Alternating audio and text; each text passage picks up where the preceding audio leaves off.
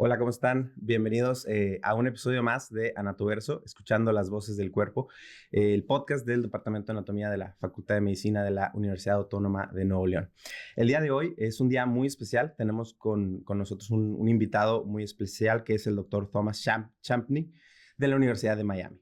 El día de hoy vamos a hablar un poco sobre los programas de donación. El doctor Champney es un experto en el tema y es para nosotros muy especial tenerlo con nosotros, sobre todo en esta época en la que estamos haciendo nuestra ceremonia de conmemoración a nuestros donadores. ¿Okay? El programa está eternamente agradecido con el doctor Thomas y para leerles un poquito de quién es él, pues el doctor Thomas es un profesor de anatomía en la Universidad de Miami. Él en la Universidad de Texas A&M, en la Universidad de St. George y en la Universidad de Miami es donde ha desarrollado sus estudios y su trabajo. Y el Dr. Champney ha impartido cursos de ética científica y ha formado parte de numerosos comités de ética en estas instituciones. También ha revisado las subvenciones para la Oficina de Integridad en Investigación de la HHS, de los Institutos de Salud de Estados Unidos, y ha gestionado desde 2010 el programa de donación de cuerpos en el sur del estado de Florida.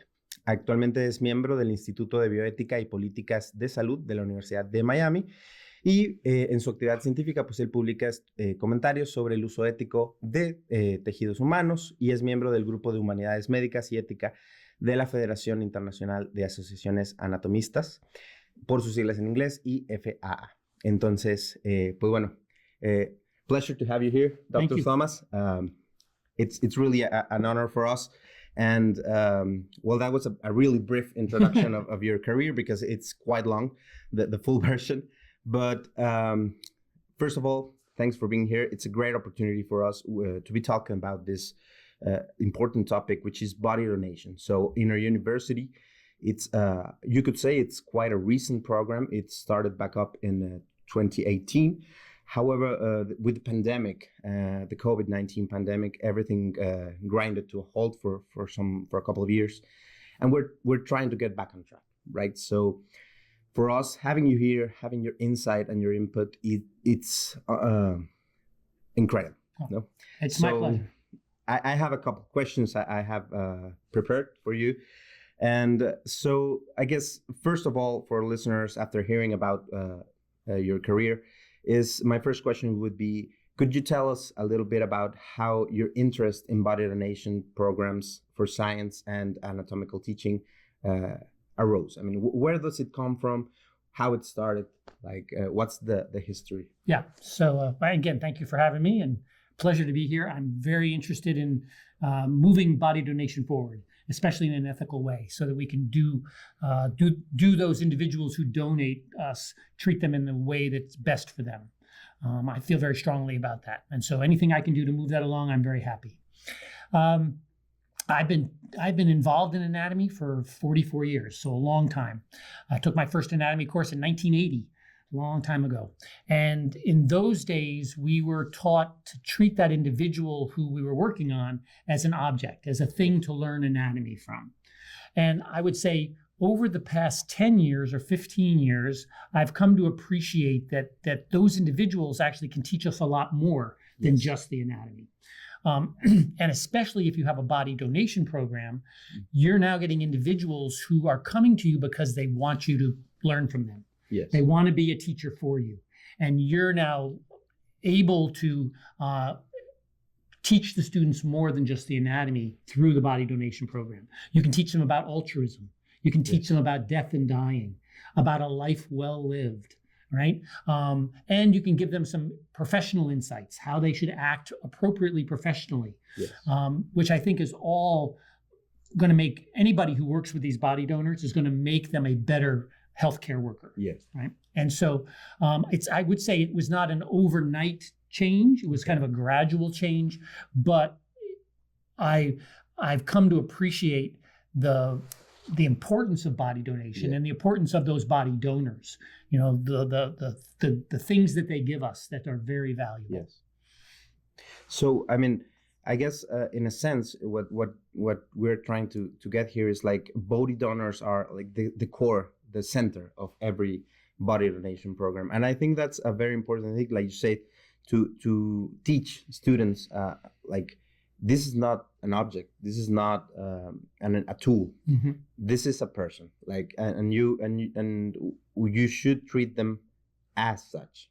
And I guess that's a real a really important thing, but both a challenge to teach to these young minds, because we're trying to teach them both respect and both the science, the anatomy. Correct. Science. No, I mean, well, we do things to those bodies that you wouldn't do to somebody living, yes, right? Exactly. There are things that happen in the lab that aren't necessarily pleasant things that go on, but there's learning that takes place there. Exactly. And we do it for the learning. We don't do it because we just want to do it. We do it so that the students will learn. But as we're teaching them the anatomy, we have the opportunity to teach them some ethics and some humanism and how to be a good doctor, right? Some empathy. There's a lot of other characteristics that we can teach with that donor. That donor becomes an integral part of that teaching process. We talk about three players involved in the educational process: the student, the educator, and the donor, right? And that those three interact, and it's that interaction that can be very valuable. Yeah, I mean, it is. And in this line, I would like that takes me to a next question, which is, in what way does body donation contribute to the advancement of science and the training of health professionals? Right. Because that's what the program is for. I mean, teaching anatomy and research in anatomy. Right. So there are easy answers to that, which is, of course, we teach anatomy and we get research out of anatomy. We actually advance science. We find unique things in individuals. I once had a donor who did not have a parietal bone, didn't have bone up here in the head. So, we should have a full case of bone, right? Yeah. I had a donor who had no parietal bone on either side. So when you pressed on her scalp, you could really press almost all the way into her brain. Okay. And she lived to be 90 years old with that. With parietal bone. Probably no problems there. I looked it up. There's this thing called parietal bone agenesis. It's very, very rare. But again, we had a donor in our lab that we could teach the students that, they could learn that, et cetera, et cetera. These are just the anatomical things we can teach. Yes. But what body donation gives on top of that is it allows us to talk to the students about being altruistic. Yeah. It talked to the students about having a humanistic aspect to your healthcare profession. How are you going to treat this individual? How are you going to treat your future patients? Right. The other really cool thing about body donation is we can learn from these donors. These donors can write down information. They might have had surgeries. Yeah. They might have been a drinker for many, many years, right? Or a smoker. They can give us that information, and then we can see how that impacted on their anatomy, how that impacted on their body, et cetera. Beyond that, they can tell us the life they lived, the children they had, the experiences they went on, et cetera. And that allows the students to give more appreciation to their patients as well. One of the things I like the students to think about is that the donor is not just there to teach you anatomy. The donor is there to teach you about your life and about life. And your patient should be that same way. So whenever I write a case study about an individual, I don't just say, Mrs. X, the diabetic. Yeah. I say, Mrs. Jimenez, who was a gymnastics teacher for 17 years, happened to have diabetes. So I give that person some life and some characteristics around them.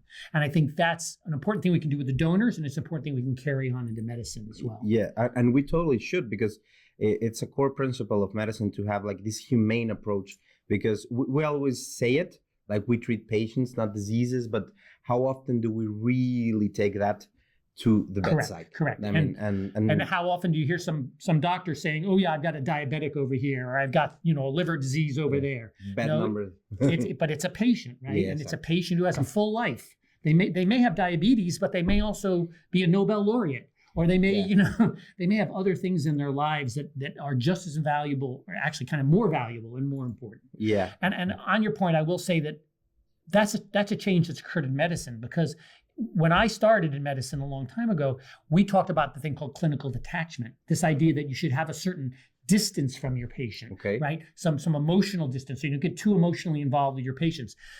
I think that went a little too far, and people became a little too too detached, and they didn't think about their patients as individuals.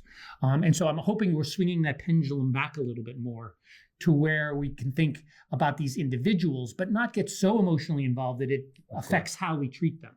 Right? Yeah. We have to have some distance, but we shouldn't have so much distance. Yeah, I totally agree.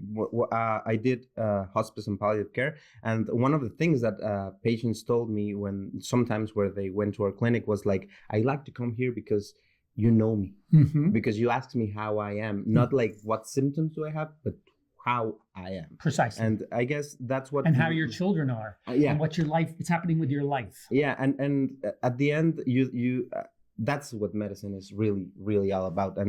And as such, I mean, body donation programs are now the mainstay of how we should be working with the body.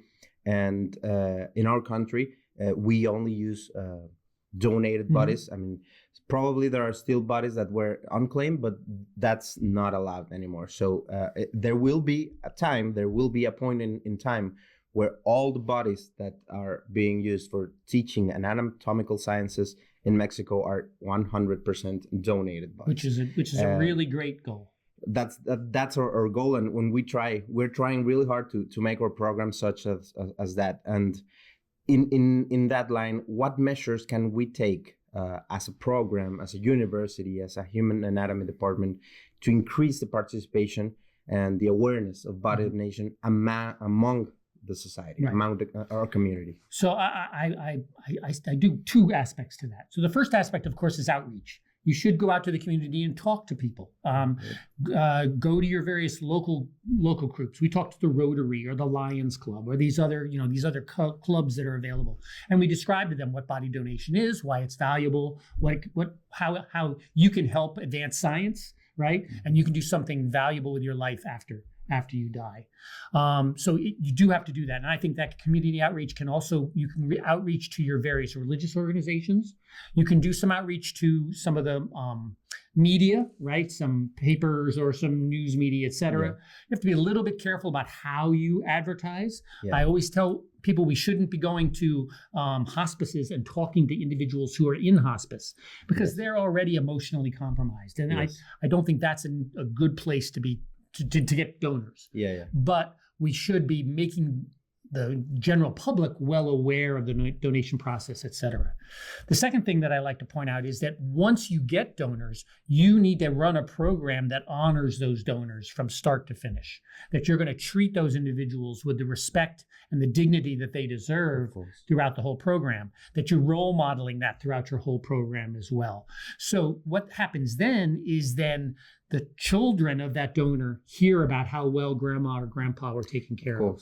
And then they say, that's a good thing. I think I might donate. And then those children say, I think I might donate as well.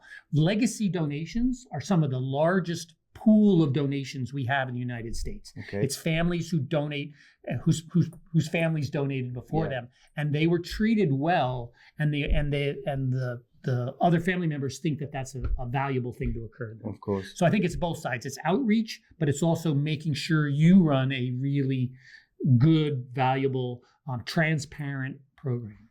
Of course. And we, in order to do that, to reach the society and to transmit this sentiment, it's a really thin line, like you said, because you want to like give the details, but not like not be gory. And that's a difficult thing because how do you approach someone and say, well, we're gonna do this with your body, we're gonna do a dissection and such, everything with a good meaning, everything with the purpose of teaching or science advancement, but it's still it can be considered gory for some, and it can be emotional to some individuals. Of course, correct. Yes. I always say we give the donors as much information as they want. So we talk to the donors and we say, what would you like to know? And we will give them a general idea that, when you die, you'll be picked up by a funeral home. The funeral home will do some processing. The body will then come to us. We will make sure you're well taken care of.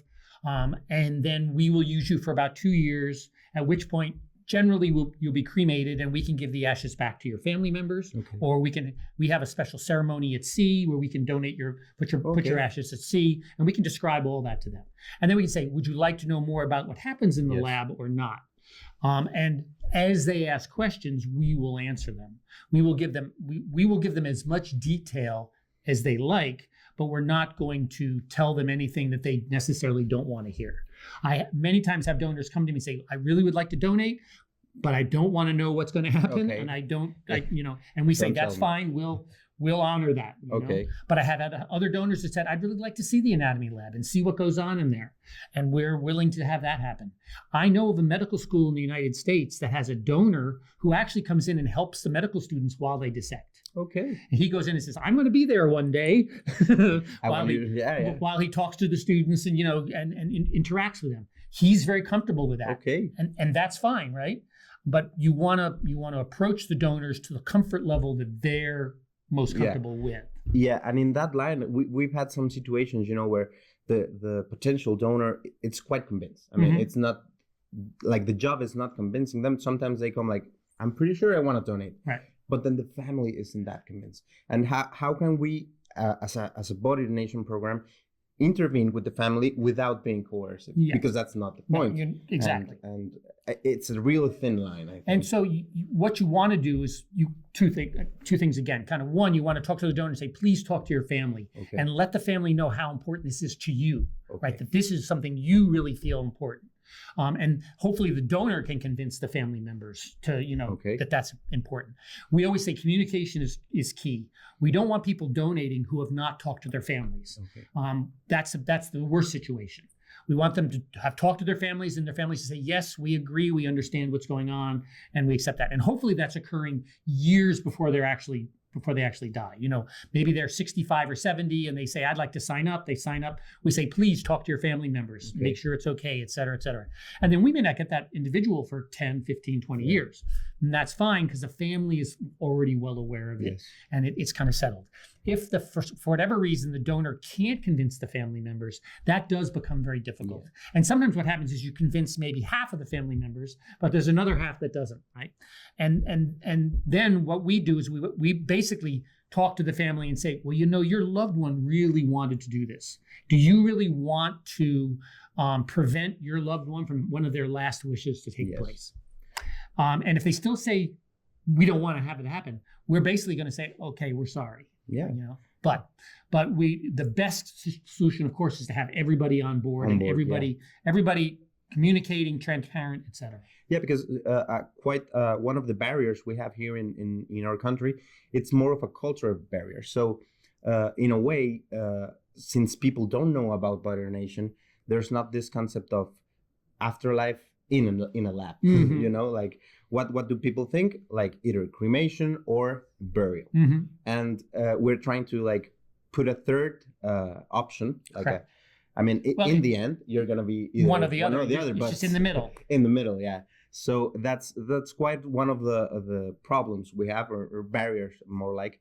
And on that line, I would like to express, how can we talk with people, with the society about cultural and religious aspects being respectful? How can we do it in a way that we are respectful of everyone's beliefs and everyone?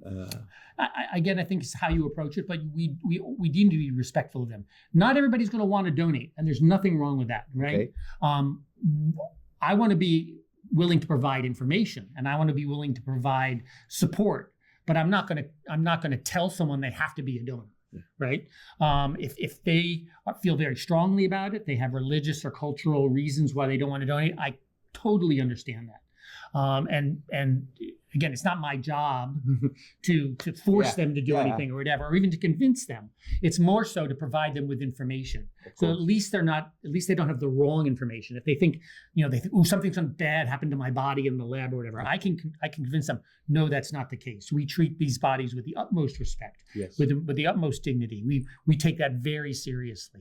And so that's what I want to do, is make sure the right information is out there, that it's transparent, and that then individuals make their decisions. Of course. And the decision they make is a perfectly fine decision. There's no wrong decision in what's being made here. It's just we want them to at least have the information and understand what exactly happens. Yeah. Okay. Yeah. So that they take the decision they want. Exactly. They have all the. That's what we talk about autonomy or informed consent. That those individuals are making a decision that's right for them. Okay. And back to your point about being a teacher, one of my favorite bumper stickers we have says "Future Afterlife Teacher," and we give that to our donors, right? Because that's what they're going to be. Yeah. Future afterlife teachers. Yeah, and it's sort of like a pride, pride symbol of being a future body donor. And could you share like any significant personal experience you've had working with donated bodies in teaching or in science? Like any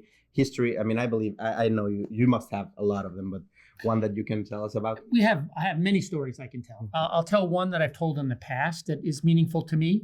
I had a colleague I taught anatomy with at a different institution. Okay. And his mother lived in South Florida. And he called me and said, my mom donated. And so his mother came to our lab. Okay. And so I didn't know the donor, but I knew the donor's children, the donor's son, et cetera. And it struck me that I shouldn't treat her any differently than any other donor, right? Okay. And in some ways, what it says is I should treat all donors as if they were friends of my family. Okay. Right? That kind of, we tend to depersonalize the donors. We don't want to get too close to them. But think about, one of the sayings we many times say is, what would your grandmother like? What would you do if this was your grandmother? How would you want them to be treated? We treat everyone in our lab like they were our grandmother or our grandfather. Cool. And it was really nice because this woman was a nurse. Her son I knew quite well. She came to the lab. She was a really great donor in the lab. She taught a lot of students, et cetera, et cetera. We had our memorial service afterwards. Okay. He actually came from a large family. So I didn't know his brothers and sisters, but I think three of his sisters and one of his brothers came to our memorial service afterwards. Okay. That's nice. And it was really nice to meet them, to talk to them. They were very thankful that their mom was able to do this because that's something she really wanted to do. Of course. It really completed the full circle, right? She got to do what she wanted to do, to teach students, et cetera, et cetera. The family felt very good about that. And, it was a kind of a win-win situation all the way around. And so that's one story I like to tell. There's lots of others. Oh, lots of others. Yeah, and in a way, the story kind of brings me to a thought about transcending. I believe that a lot of people who decide to donate, they're looking for some sort of sentiment of transcending life and death. And that's why our program, has that name and that slogan of leaving a mark on the world, and that we believe that you can leave a mark even after life. Correct. And death is not the end in a way. There's a lot more. Right. And in the end, body donation, as much as organ donation, saves lives, just in a different way and in a different time frame. I mean, it's not like a kidney that's donated, but in the end, that person, that student, who maybe in the future will be a kidney transplant surgeon, will save lives.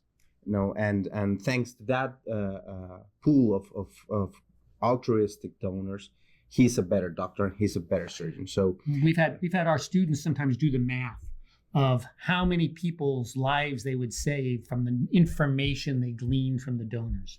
And they'll sometimes bring that math up during our memorial service. Okay. They'll say, I can save 10,000 lives because of the information I learned from this donor, right? So I don't know how true that math is per se, but the feeling of it is true. That the knowledge that they've gained, not just the anatomical knowledge, which is valuable, but also the knowledge of that individual and the knowledge of how to treat people. They've thought about death and dying. They've thought about altruism. They've thought about a lot of other things in that program working with the donor. And that donor has taught them lots of things. And the things that they've learned, they'll carry on to their patients. And they'll carry on to the students that they teach in the future. And that, this propagates well down the line. So, the other point you made about the transcending, I think many of our donors donate because they want to continue to give. Okay. They are giving people. They're altruistic people. These are individuals who are teachers, who are in the medical field or whatever. These are individuals who've always wanted to provide for others. They've been blood donors. They've been, whatever. And so this is just one more way for them to give. To me, I think it's the ultimate gift. It's the ultimate sacrifice that they're giving. But it is, to them, I think they don't think of it as this grand, glorious thing, but more so this, it's one more thing I can do to help society, to help the world be a better place. This is the kind of feeling I get from my donors. And it warms my heart because it shows how good they are, that they really want to do that. Of course. Yeah. And in a way, it has an impact.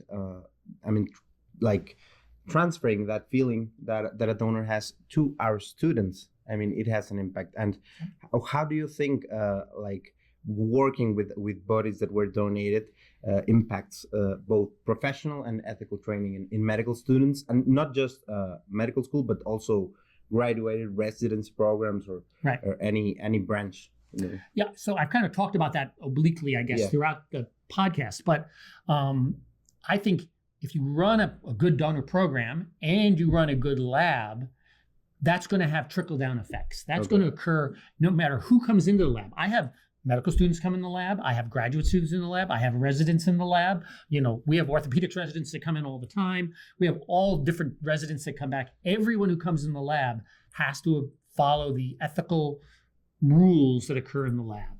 And that ethical tone, I think, carries through. And they understand that, they appreciate that, both within the lab, but also then maybe how they're going to treat their patients or how they're going to treat others as well. So I think there are large dividends to especially using a donor program, because now you can talk about ethics and you can talk about altruism. If you're using, example I like to give, if you're using models, or you're using an anatomage table, you know those anatomage tables that are just, you know, things, it becomes very impersonal. Yes. It doesn't have the personal aspect to it. One of my colleagues and I just recently wrote a paper. Could an AI simulation actually take the part of a donor? Okay. Right? And our point is no, because the perfect robot, the perfect anatomical robot that would teach you every part of the anatomy and, you know, would be perfectly suited to learn everything, still isn't going to be an actual human. It still hasn't lived a life. Still hasn't died, right? So any of these simulations that you do on those nice simulation machines, you're doing it on a machine. And you know that as an individual, where if you're working over an actual person, it brings a whole different complexity to the learning you do, the things you think about, et cetera, et cetera. And so our premise is you'll never replace the donor in the lab, no matter how good the computer simulation is, the AI is, et cetera, et cetera. You'll never replace that unique experience that you have in the lab with that donor. Yeah, and I guess that's a question that we often, as anatomical teachers, have. Like, I can have this 3D program or virtual reality or any of these simulators, and I'm gonna give the student the information he needs to pass the exam or whatever. But in the end, we're not training, you know, machines or robots. And I guess that there's a big question. Like I've made myself that question, and I believe that every physician has, at some point of their career. But what does it mean to be a physician, a doctor? And I guess everyone kind of makes their own answer. And I believe, I'm a firm believer, just as you are, that this first approach to a body, a donated body, is crucial to developing that identity, that sense of, I'm going to take care of people. I'm not going to treat diseases. I'm going to treat a father, a son, and such and such. Which, like you said, it could be my son, it could be my father, it could be my grandmother, and such, and just do unto others as you would to your family or to yourself.